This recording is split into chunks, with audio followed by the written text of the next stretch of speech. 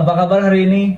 Selamat datang di pembelajaran Bahasa Indonesia bagi penutur asing bersama saya Irsyad Muhammad Ridwan dengan NPM 1903034, Prodi Pendidikan Bahasa dan Sastra Indonesia, Universitas Pasundan, Bandung.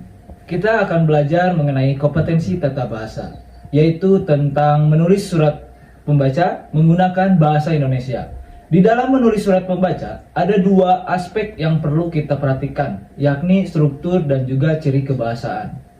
Di dalam struktur surat pembaca, terdapat tiga bagian yang perlu diperhatikan. Yang pertama, judul. Yang kedua, identitas pengirim. Dan yang ketiga adalah isi.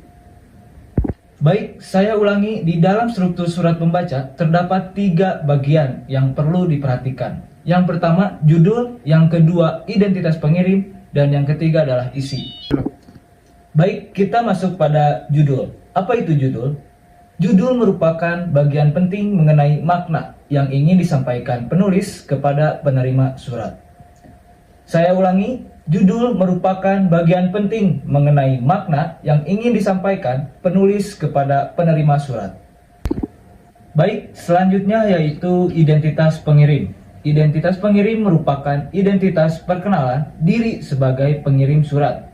Saya ulangi, identitas pengirim merupakan identitas perkenalan diri sebagai pengirim surat.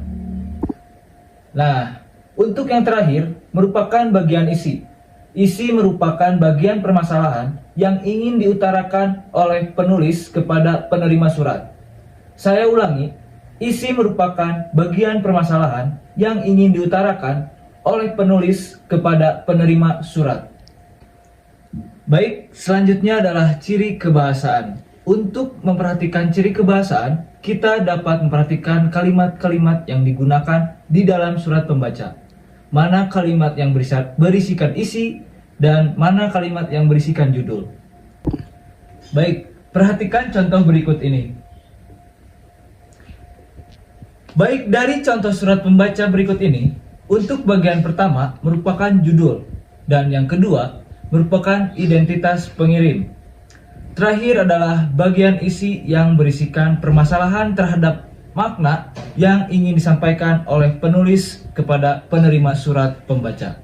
Nah, untuk selanjutnya kita masuk pada ciri kebahasaan. Perhatikan kalimat dari judul berikut ini. Di dalam judul berikut merupakan keluhan sebagai objek yang ditujukan. Yang kedua merupakan kalimat identitas pengirim yang dimana berisikan identitas dari pengirim surat. Selanjutnya, untuk ciri kebahasaan pada bagian isi berisikan poin permasalahan yang disampaikan penulis kepada penerima surat pembaca.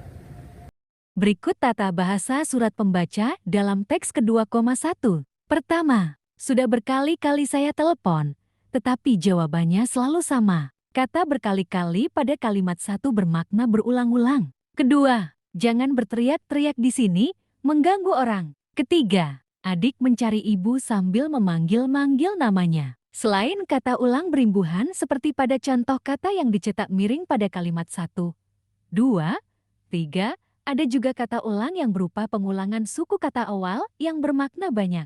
Contoh keempat, pada musim kemarau dedaunan berguguran. Kelima, pepohonan seolah melambai tertiup angin. Selain itu, ada pula kata ulang yang mengulang kata dasar dengan disertai perubahan bunyi yang biasanya bermakna bermacam makan. Contoh keenam, makanlah sayur mayur agar sehat. Ketujuh, saat piknik ibu membekali kami lauk pauk. Demikian pembelajaran bahasa Indonesia bagi penutur asing untuk hari ini. Selanjutnya saya akan memberikan Anda tugas untuk menulis surat pembaca menggunakan bahasa Indonesia. Akhir kata, saya ucapkan terima kasih dan sampai jumpa.